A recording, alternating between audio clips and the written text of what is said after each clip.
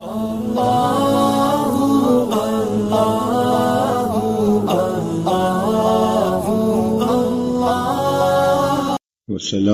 على عباده الذين اصطفى أما بعد أعوذ بالله من الشيطان الرجيم بسم الله الرحمن الرحيم سبحان ربك رب العزة عما يصفون وسلام على المرسلين والحمد لله رب العالمين اللهم صل على سيدنا محمد وعلى آل سيدنا محمد وبارك وسلم اللهم صل على سيدنا محمد وعلى آل سيدنا محمد وبارك وسلم اللهم صل على سيدنا محمد وعلى آل سيدنا محمد وبارك وسلم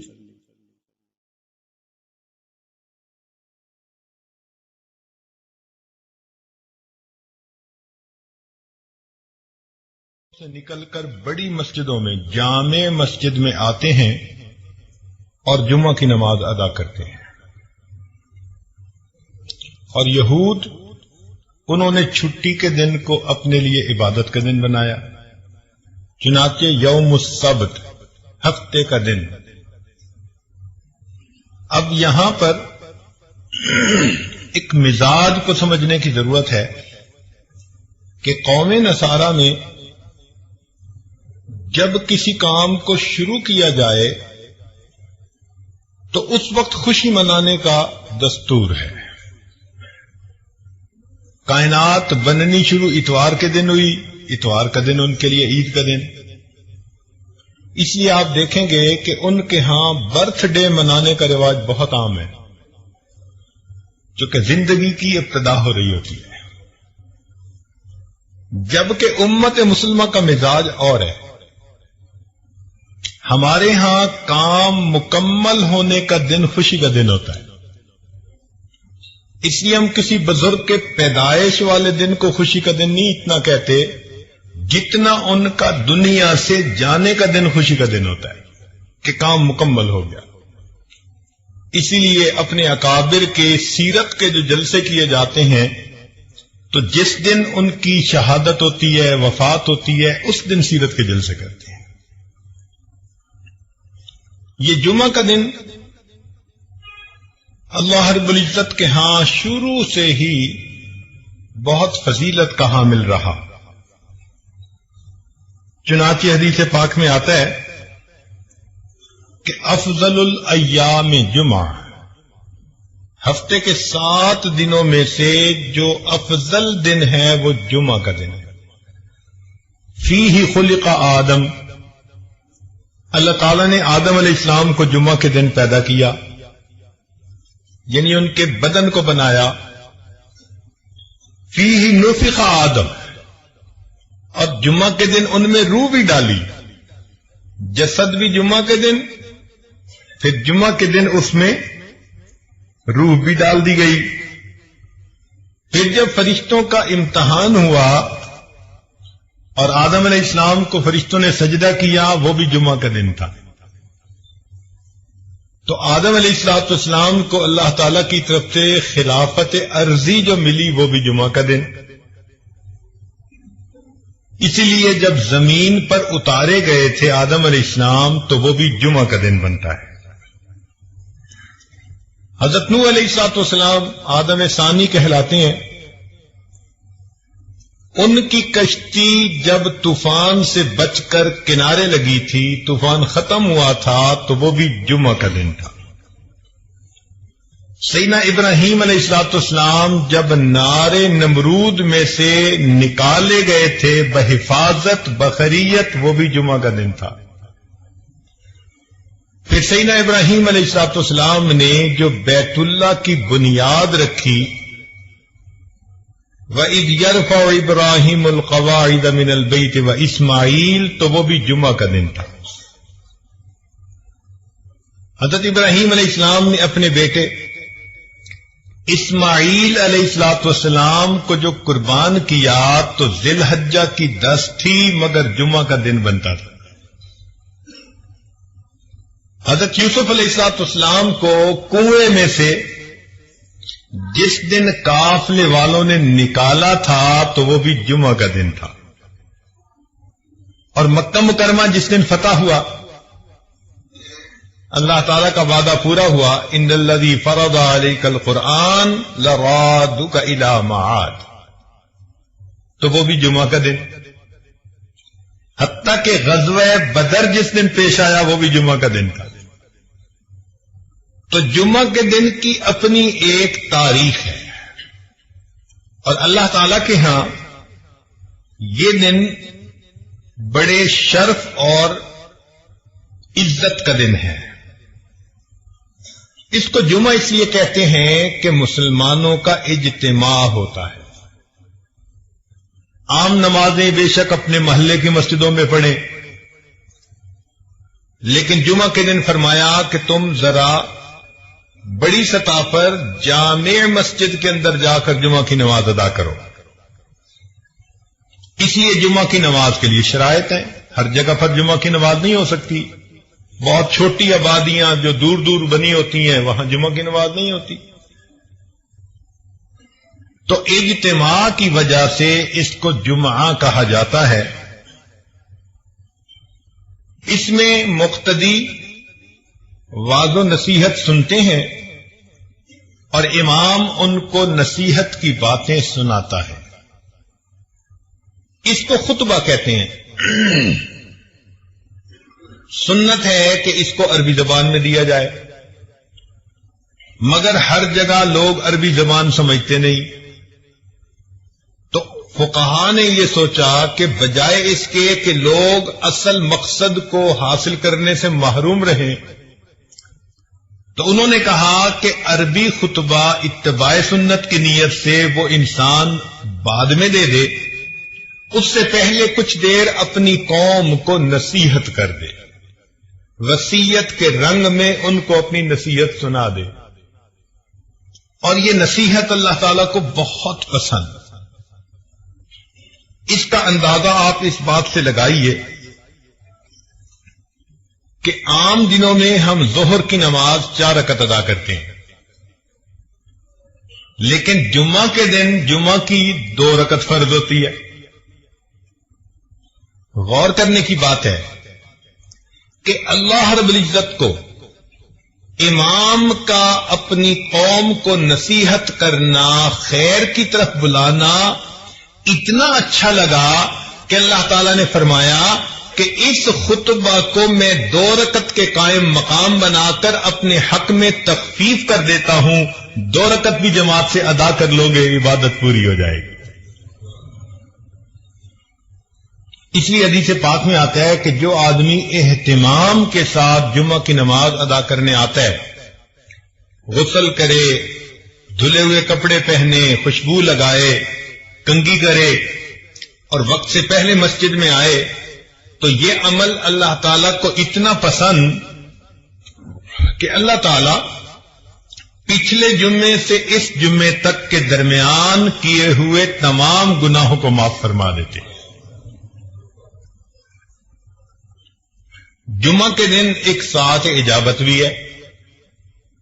نبی اسلام نے فرمایا کہ ایک گھڑی ایسی ہے، لمحہ ایسا ہے جمعہ کے دن کہ جب انسان دعا مانگے تو اس کی دعا اللہ رب العزت کے ہاں قبول ہو جاتی ہے، اس کو ساعت اجابت کہتے ہیں۔ بعض علماء نے فرمایا کہ جب امام خطبہ دیتا ہے تو 2 خطبوں کے درمیان جو توقف ہے، تھوڑا سا وقوف کرتا ہے، وہ جو وقفہ ہے وہ ساعت اجابت ہے، اس میں دعا کریں تو قبول ہوتی ہے۔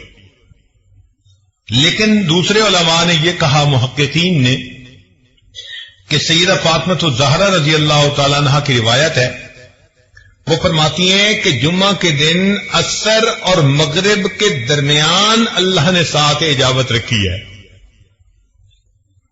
لہذا جو آدمی جمعہ سے دن عصر سے مغرب کے درمیان عبادت میں بیٹھا رہے، دعا کرتا رہے، تو یقیناً اس کی دعا اللہ رب العزت کے ہاں جلدی قبول ہوگی۔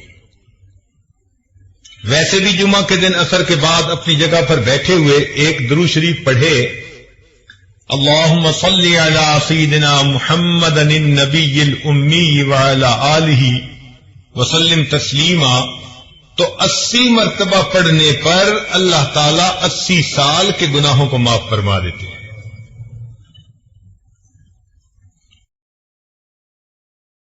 یہ جو اجتماع ہے اس کی اللہ کے ہاں بڑی اہمیت ہے۔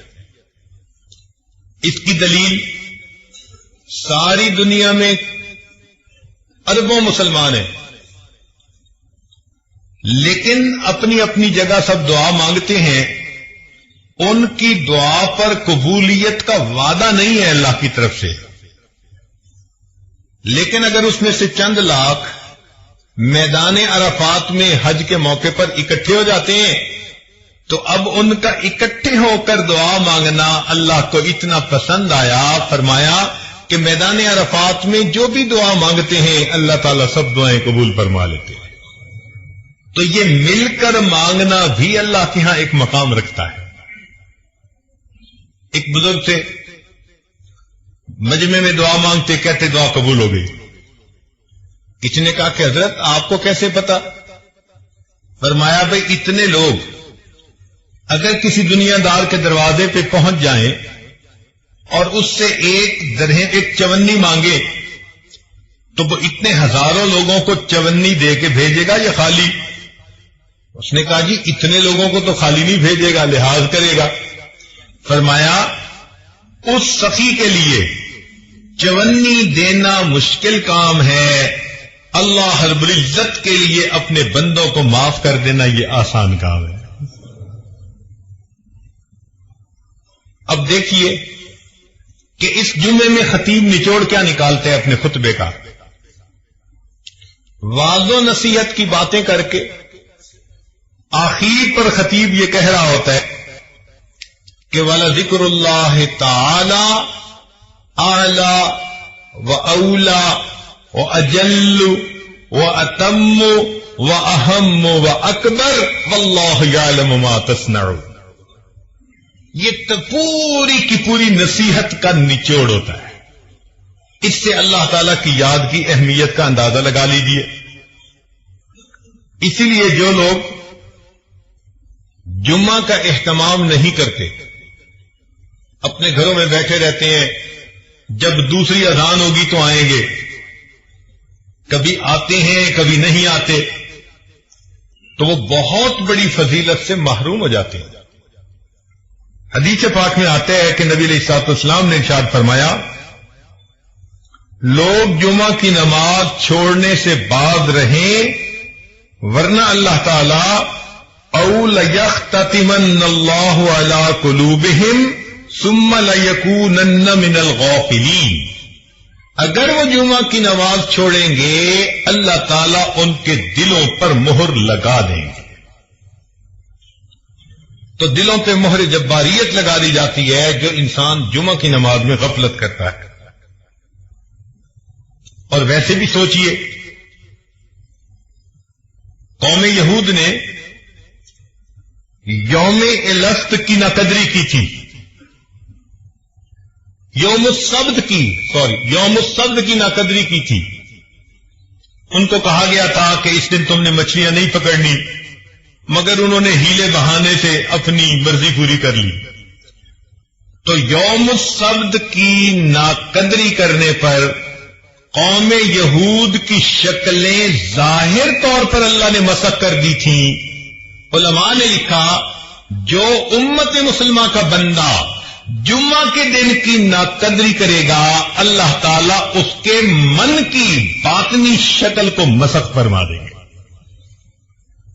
اس لیے آپ دیکھیں کہ جو بندہ جمعے کا اہتمام نہیں کرتا نا، وہ کسی کام کا نہیں رہتا، دل مسخ ہو جاتا ہے، دل کی شکل اندر کی بدل دی جاتی ہے۔ باقی اللہ رب العزت نے فضیلت دی جمعہ کے دن کو، تو یہ دستور ہے کہ محبوب کی جہاں نظر پڑتی ہے اسی کو شرف مل جاتا ہے۔ تو اللہ تعالیٰ نے انبیاء میں سے کچھ انبیاء کو شرف بخشا، ان کو کتابیں عطا فرمائی، چنانچہ تورات، انجیل، زبور اور قرآن مجید۔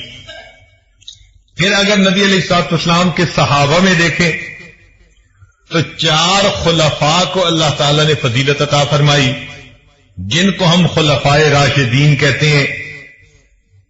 پھر ذرا آگے چلیں تو اللہ رب العزت نے ائمہ میں سے 4 ائمہ کو ایک شان عطا فرمائی، امام اعظم ابو حنیفہ رحمۃ اللہ علیہ، امام مالک، امام شافعی اور امام احمد بن حنبل رحمۃ اللہ علیہ۔ پھر اور غور کیجئے کہ 4 مہینوں کو اللہ تعالی نے محترم مہینے بنایا، رجب، شعبان، رمضان اور محرم۔ پھر اللہ تعالی نے 4 راتوں کو فضیلت عطا فرمائی، شب قدر، 15 شعبان کی رات، اور شب عید اور شب جمعہ اللہ رب العزت نے فضیلت عطا فرمائی۔ 4 دنوں کو بھی فضیلت عطا فرمائی گئی، چنانچہ یوم عرفہ جس دن حج ہوتا ہے، یوم الفطر عید فطر کا دن، یوم الاضحیٰ عید الاضحیٰ کا دن، اور یوم الجمعہ جمعہ کا دن، اللہ رب العزت نے ان دنوں کو بھی فضیلت عطا فرمائی۔ لہذا ہمیں جمعہ کے دن کا اہتمام اپنے اندر پیدا کرنے کی ضرورت ہے، اور یہ جو ہماری ایک عادت بنتی جا رہی ہے کہ جی دوسری اذان ہوگی اور پہلی رکعت کھڑے ہوتے ہوتے ہم جمعہ میں چلے جائیں گے، تو اس سے انسان بہت ساری فضیلتوں سے محروم رہ جاتا ہے۔ حق یہ بنتا ہے کہ وقت سے پہلے آئیں اور مسجد میں بیٹھ کر اللہ کی عبادت کریں، امام کی نصیحت کو سنیں، تاکہ پچھلے ہفتے سے اس ہفتے تک کے تمام گناہ اللہ تعالی معاف فرما دے۔ یہاں پر ایک نقطے کی بات ذرا سمجھنے والی ہے، توجہ فرمائیے گا۔ اس دنیا میں جو چیزیں ہیں یہ جنت کی نعمتوں کا عکس ہیں۔ جو چیزیں بھی اس دنیا میں ہیں وہ جنت کی نعمتوں کا عکس ہیں، اسی لیے جو دنیا کے پھل ہیں یہ آخرت کے جنت کے پھلوں کے مشابہ ہے۔ وَأُتُوا بِهِ مُتَشَابِهًا، اللہ تعالیٰ فرماتے ہیں کہ جنت میں پھل ملیں گے جو مشابہ ہوں گے، تو وہاں کے انار یہاں کے انار کی شکل والے ہوں گے، لیکن ان کی کوالٹی، ان کی رنگت، ان کا ذائقہ وہ بہت بہتر ہوگا۔ مگر یہ نہیں ہو سکتا کہ وہاں کے انار یہاں کے آلو کی طرح، یا یہاں کے امرود وہاں کے کیلے کی طرح، نہیں۔ جو شکل یہاں ہے شکل وہی ہوگی، لیکن کوالٹی کے اندر فرق ہوگا، تو مشابہت ہوگی۔ جب ان پھلوں میں مشابہت، تو جیسے دنیا کے گھر ایسے آخرت کے گھر وہ بھی اسی طرح ہوں گے، دروازے ہوں گے، کھڑکیاں ہوں گی، دیواریں ہوں گی، چھت ہوگی، جیسے گھر بنتے ہیں۔ مگر یہاں کے گھر اینٹ گارے سے بنے، وہاں کے گھر سونے چاندی کی اینٹوں سے بنیں گے، مشک کا اس میں سیمنٹ استعمال کیا جائے گا۔ اور بعض لوگوں کو اللہ تعالی سرخ یاقوت سے بنا ہوا پورا گھر عطا فرما دیں گے، مگر مشابہت ہوگی۔ اور آگے دیکھیے، جیسے دنیا کی عورتیں ہیں، جنت کی عورتیں بھی بالکل اسی طرح ہوں گی، گو کہ ان کا حسن و جمال اس وقت کی عورتوں کے حسن و جمال سے بہت زیادہ۔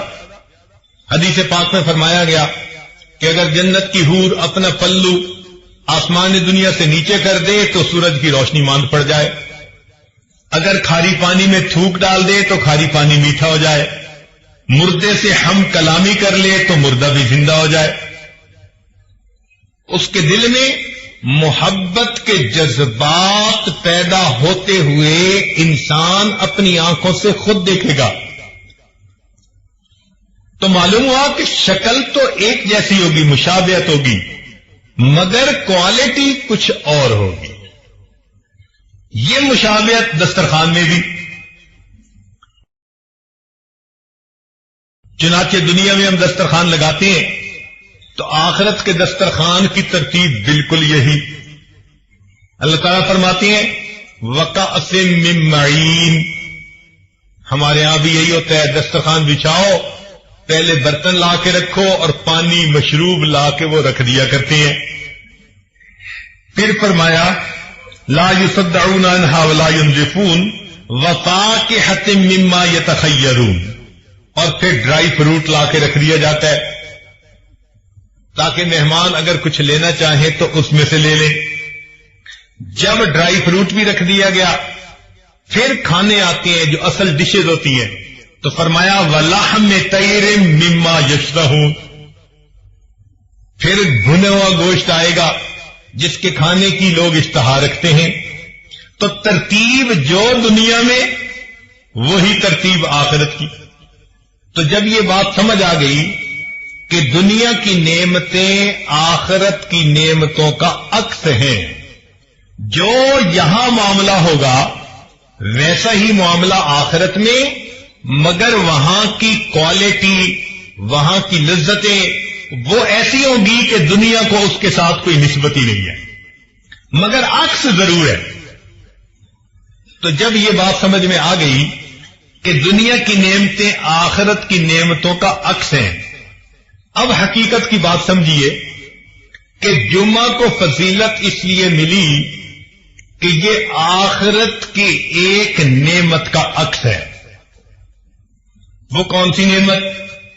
حدیث پاک میں آتا ہے کہ جنتی جب جنت میں جائیں گے تو جنتی مخلوق کے حسن کو دیکھیں گے، اتنا متعجب ہوں گے، حیران ہوں گے، 70 سال تک ٹکٹکی باندھ کے دیکھتے رہ جائیں گے اور ان کو وقت گزرنے کا احساس نہیں ہوگا۔ جیسے کوئی خوبصورت چیز دیکھو تو انسان دیکھتا رہتا ہے متحیر ہو کر، تو جنتی مخلوق کا حسن اتنا ہوگا کہ یہ حیران ہو کر 70 سال دیکھتے رہ جائیں گے، وقت گزرنے کا پتہ نہیں چلے گا۔ پھر جنتی وہاں زندگی گزاریں گے۔ حدیث پاک میں آتا ہے کہ جب جنتی اپنی زندگی انجوائے کرنے لگ جائیں گے، اللہ تعالیٰ جنتیوں سے خطاب فرمائیں گے فَاسْأَلُونِي مَا شِئْتُمْ، میرے بندو مانگو مجھ سے تم کیا مانگتے ہو۔ تو جنتی کہیں گے اللہ سب نعمتیں مل گئی، مزے میں ہے، کوئی غم نہیں، کوئی فکر نہیں، اپنی من مرضی کی زندگی گزار رہے ہیں، ہر نعمت ہمارے پاس موجود ہے، اب ہم آپ سے کیا مانگیں؟ اللہ تعالیٰ فرمائیں گے تم اپنے علماء کی طرف رجوع کرو، وہ تمہیں گائیڈ کریں گے کہ تمہیں کیا چاہیے۔ چنانچہ جنت میں بھی ہمیں اپنے علماء کی ضرورت رہے گی، دنیا میں تو رہتی ہے، جنت میں بھی رہے گی۔ جنتی اپنے اپنے علاقے کے علماء جو جمعہ پڑھاتے تھے ان کی طرف رجوع کریں گے، پوچھیں گے جی اللہ تعالیٰ نے فرمایا کہ پوچھو علماء سے تو بتائیں اور کیا مانگے، ہمیں تو کچھ سمجھ نہیں آ رہا ہم کیا مانگیں۔ علماء کہیں گے کہ اگرچہ بہت نعمتیں مل گئیں، ایک نعمت ابھی باقی ہے۔ کون سی نعمت؟ کہ اللہ تعالیٰ نے فرمایا تھا وَلَدَيْنَا مَزِيدٌ، ہم جنت میں تجھے آپ کو ایک مزید نعمت عطا فرمائیں گے، یعنی اللہ تعالیٰ جنت میں جنتیوں کو اپنا دیدار عطا فرمائیں گے، اور ابھی تک ہمیں اللہ تعالیٰ کا دیدار نہیں ہوا، یہ نعمت ابھی باقی ہے۔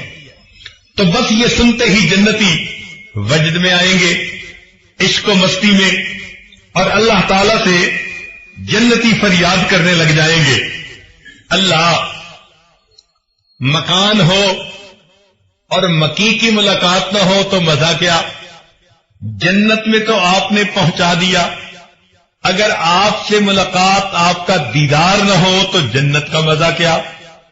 پھر جنتی کہیں گے اللہ ہم دنیا میں آپ کو بن دیکھ کے سجدے کیا کرتے تھے، تہجد میں جاگا کرتے تھے، رمضان کے روزے رکھا کرتے تھے، مولا تیرے حکموں کی پابندیاں کیا کرتے تھے، اس امید پر کہ آخرت میں آپ سے ملاقات ہوگی۔ اور آپ نے فرمایا بھی تھا کہ واللہ یدعو الی دار السلام، اللہ تعالیٰ دار السلام میں تمہیں بلاتا ہے۔ مولا اب تو ہم جنت میں پہنچ گئے، اب ہمیں اپنا دیدار عطا فرما دیجئے۔ چونکہ جب عاشق صادق کو پتہ چلتا ہے نا کہ محبوب سے ملاقات کا امکان ہے تو اس کا عشق اس کو بے قرار کر دیتا ہے۔ تو جنتی اس وقت اپنے اندر عشق کا ایسا جذبہ محسوس کریں گے کہ کہیں گے اللہ ہمیں جلدی اپنا دیدار عطا فرما دیجئے۔ اب تو آپ کا گھر بھی ہے، موقع بھی ہے، دستور بھی ہے۔ محبوب کے گھر پہنچ جائیں تو محبوب ملاقات کا شرف عطا کرتا ہے۔ لہذا اے میرے مولا ہمیں اپنا دیدار عطا کیجئے۔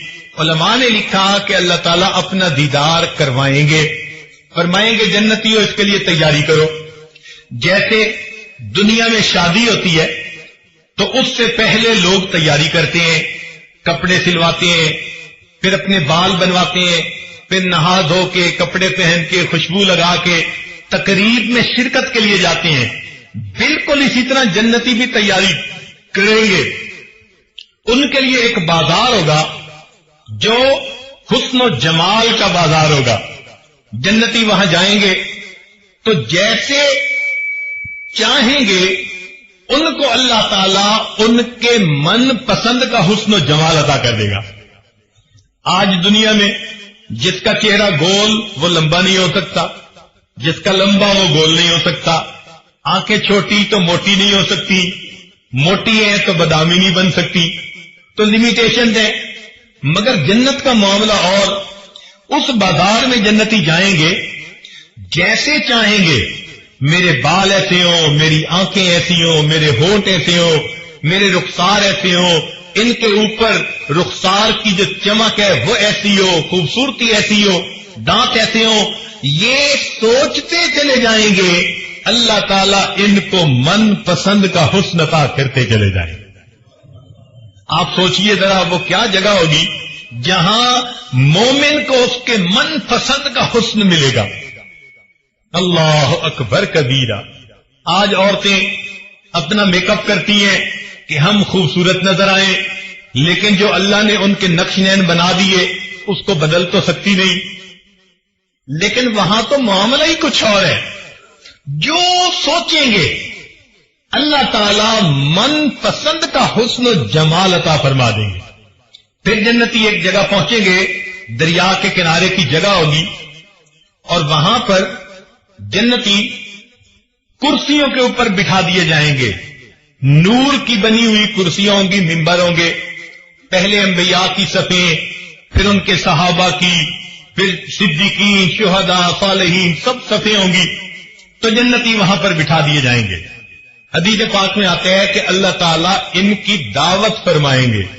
جیسے آپ کسی کے ہاں جاتے ہیں، وہ کہتے ہیں جی پہلے ہم کھانا کھا لیتے ہیں پھر ذرا مل کے باتیں کریں گے، چنانچہ اللہ تعالیٰ دعوت کریں گے، مگر ایک ایک جنتی کے سامنے 70,000 پلیٹوں کے اندر کھانے رکھے جائیں گے۔ یہ اس کریم کی مہربانی ہے۔ نزلا من غفور الرحیم۔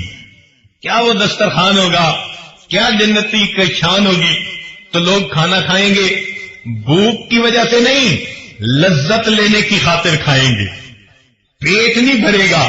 یہاں تو ایک ڈش کھا لو تو دوسری ڈش کی جگہ نہیں ہوتی، دوسری کھا لو تو تیسری چکھنا بھی مشکل ہوتی ہے۔ وہاں تو لذت کی وجہ سے کھائیں گے، پتہ نہیں کیا کیا مزے پائیں گے۔ چنانچہ جب کھا لیں گے پی لیں گے، مجلس شروع ہوگی۔ حضرت داؤد علیہ السلام اپنی زبان میں اللہ کا کلام سنائیں گے۔ اب ذرا غور کیجیے، آج ہم ایک اچھے قاری سے اللہ کا قرآن سنتے ہیں تو طبیعت پہ کیا وجد کسی کیفیت آ جاتی ہے۔ تو کائنات کے جتنے بھی انسان ہیں ان میں سب سے زیادہ خوش آوازی اللہ تعالیٰ نے داؤد علیہ السلام کو عطا فرمائی۔ لہن داؤدی مشہور ہے، قرآن مجید میں ہے کہ جب وہ زبور پڑھتے تھے تو چلتا پانی رک جاتا تھا، پرندے ان کے جو ہے وہ کندھے پہ آ کر بیٹھ جاتے تھے. اللہ اکبر، کیا آواز ان کی سریلی ہوگی، کیا سوز ہوگا ان کی آواز میں. وہ اللہ کا قرآن سنائیں گے. بعض روایتوں میں آیا نبی علیہ السلام بھی اللہ کا قرآن سنائیں گے. مگر یہ بات پکی کہ پھر ایک وقت آئے گا کہ جب اللہ تعالی خود قرآن کی تلاوت فرمائیں گے، سورہ یاسین کی تلاوت فرمائیں گے. اب وہ کیا عجیب منظر ہوگا بھائی کہ جب اللہ رب العزت تلاوت فرمائیں گے اور اس کے بندے سن رہے ہوں گے، اس لذت کو الفاظ میں بیان ہی نہیں کیا جا سکتا. جب یہ سب باتیں ہو جائیں گی تو پھر اللہ تعالیٰ جنتیوں کو اپنا دیدار عطا فرمائیں گے. وہ دیدار کیسے ہوگا؟ بے جہت ہوگا، بے کیف ہوگا، بے شبہ ہوگا، بے مثال ہوگا. ہم نہ سمت کا تعین کر سکتے ہیں، نہ کیفیت کا، نہ کسی چیز سے تشبیہ دے سکتے ہیں، نہ مثال دے سکتے ہیں. بس اتنا ہے کہ جیسے سب لوگ آسمان پہ چاند کو دیکھ لیتے ہیں، کوئی دقت نہیں ہوتی، سب لوگ اپنی اپنی جگہ پر اللہ کا دیدار کر لیں گے. اب وہ دیدار کی کیفیت ہماری سوچ سے بالا تر ہے، مگر دیدار نصیب ہوگا. جب دیدار نصیب ہوگا تو جیسے دنیا میں آندھی آتی ہے تو مٹی ہر طرف اڑتی ہے، تو جب اللہ تعالیٰ کا دیدار ہوگا تو ایک نور کی آندھی آئے گی اور ہر جگہ نور ہی نور ہوگا. وہ نور جنتیوں کے چہروں پہ سج اور خطیب سے قریب تر بیٹھنے کی کوشش کرے گا. اس کی عادت کے مطابق اللہ جنت میں بھی اپنے قرب کا دیدار عطا فرمائیں گے، اگلی صفوں میں جگہ عطا فرمائیں گے. میرا یہ بندہ پوری زندگی جمعے کا اہتمام کرتا رہا، یہ خطیب کے قریب ہو کے بیٹھتا تھا.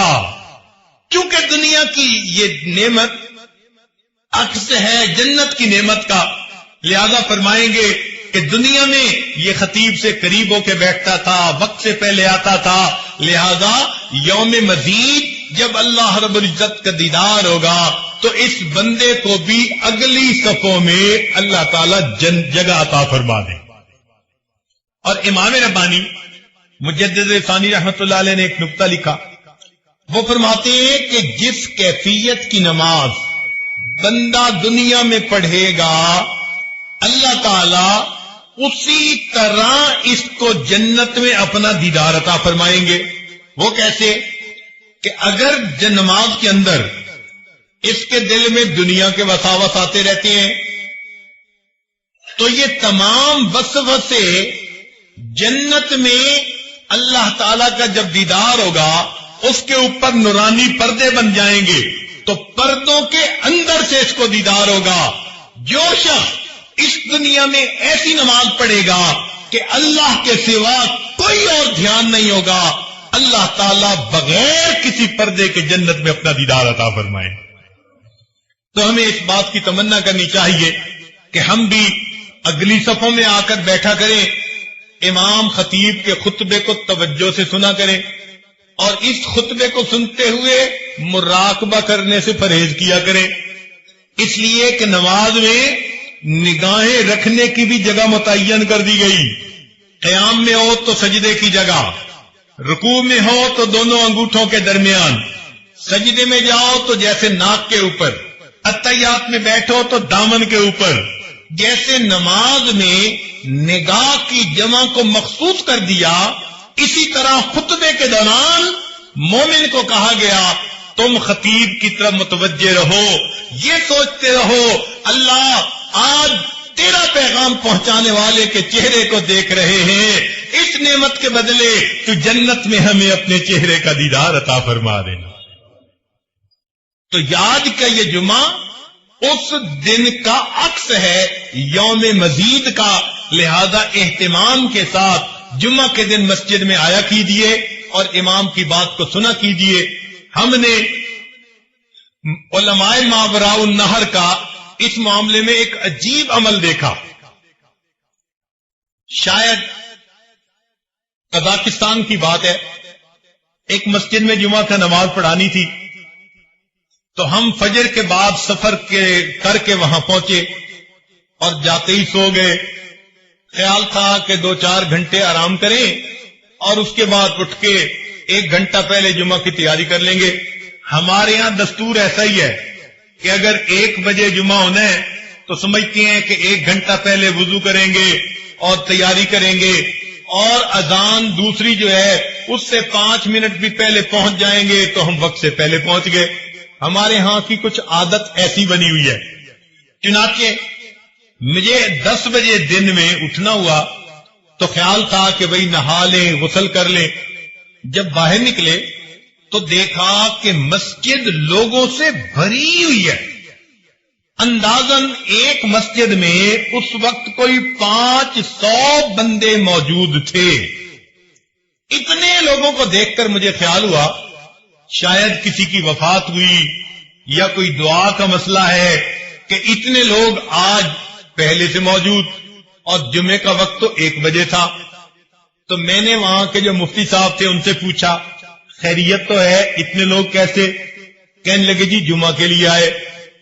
میں نے پوچھا کہ ٹائم کیا ہوا؟ کہنے لگے 10 بجے. جمعہ کتنے بجے ہوگا؟ کہنے لگے 1 بجے.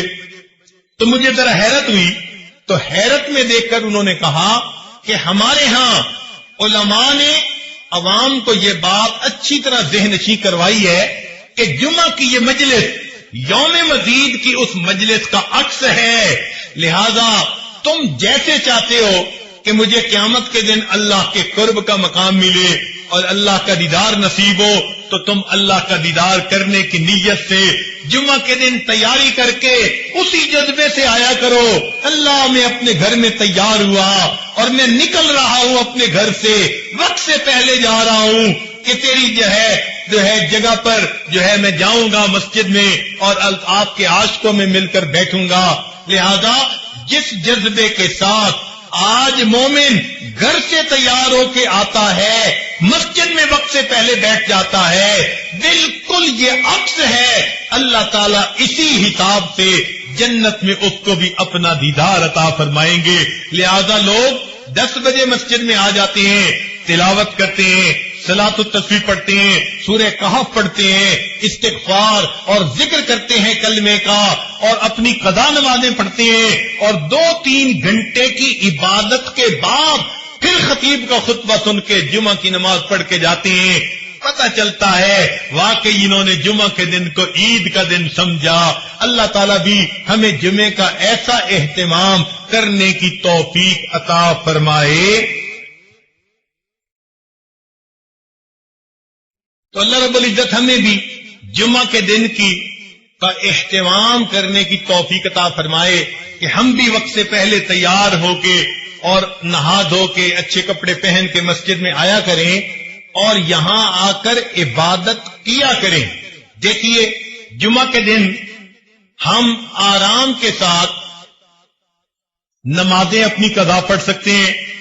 جمعہ کے دن ہم کلمہ شریف کا ورد کر سکتے ہیں، استغفار پڑھ سکتے ہیں، اللہ کی یاد میں بیٹھ کے لمبی دعائیں مانگ سکتے ہیں.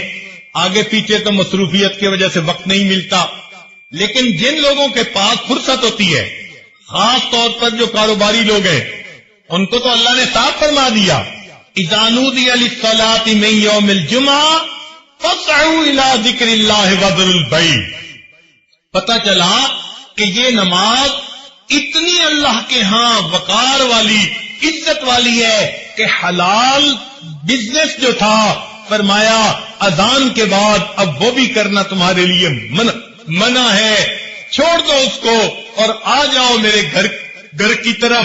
ہم بھی اللہ تعالیٰ کی اس آواز پر لبیک کہتے ہوئے مسجدوں میں آیا کریں. جمعہ کی ان گھڑیوں سے ہم برکتیں حاصل کیا کریں.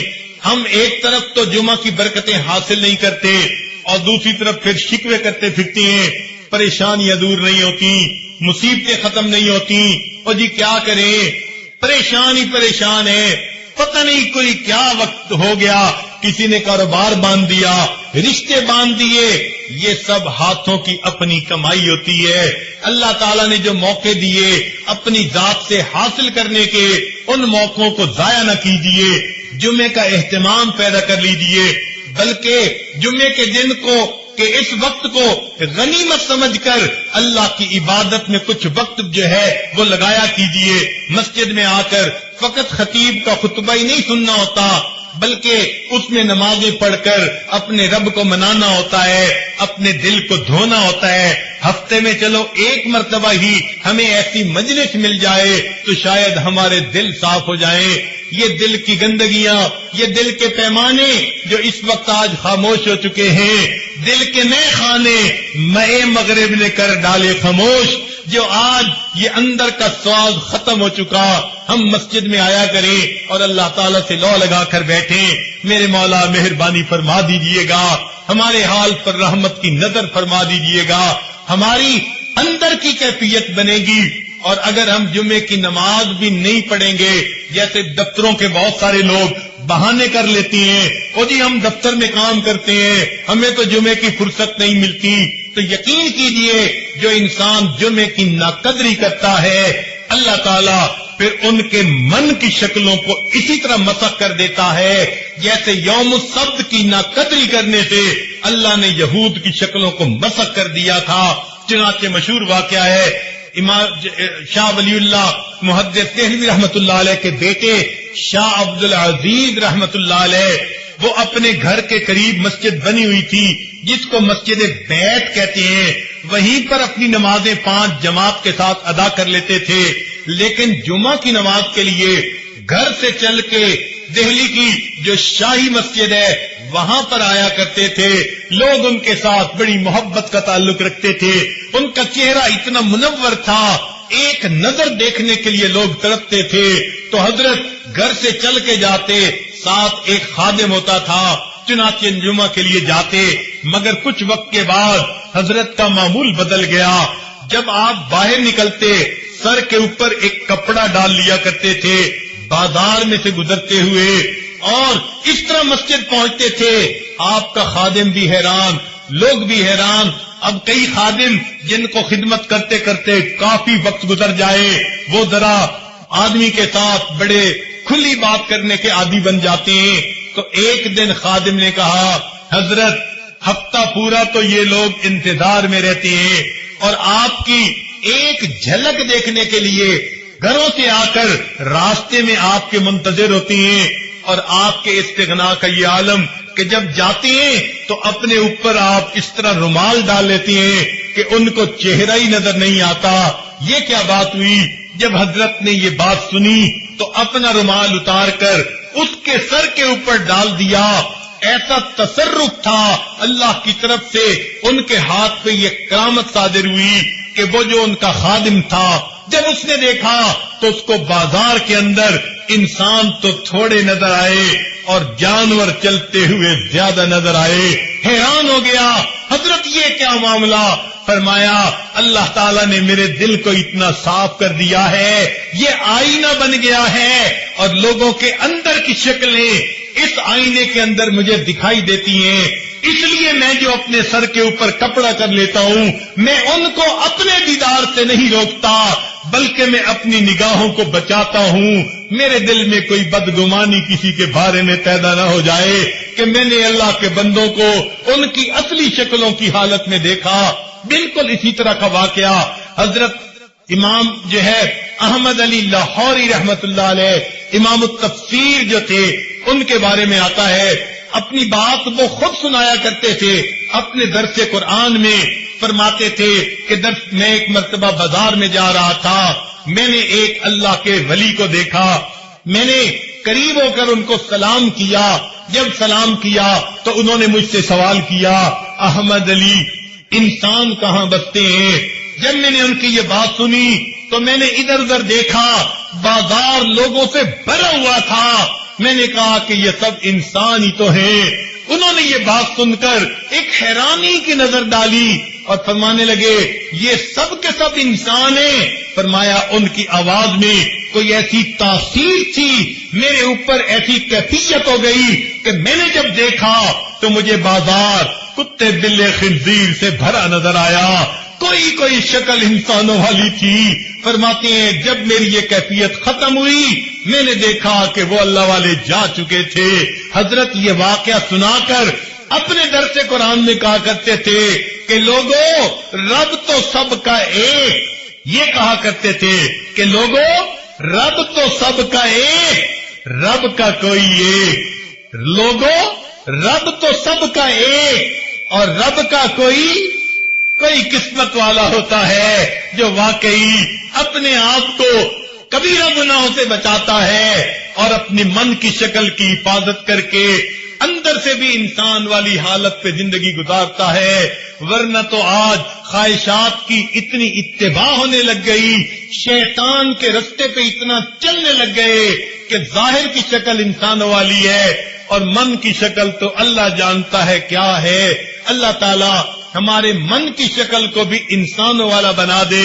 ہمارے حضرت مرشد عالم رحمت اللہ علیہ ایک عجیب بات فرمایا کرتے تھے، فرماتے تھے حال دل جس سے میں کہتا کوئی ایسا نہ ملا، حال دل جس سے میں کہتا کوئی ایسا نہ ملا، بت کے بندے تو ملے اللہ کا بندہ نہ ملا۔ آج جس کو دیکھو کوئی دولت کی ہوس میں، کوئی کسی حسن و جمال کی پرستش میں، غیر کی طرف دل اٹکے ہوئے ہیں اور اللہ کی محبت میں ڈوب کر زندگی گزارنے والے بہت کم نظر آتے ہیں۔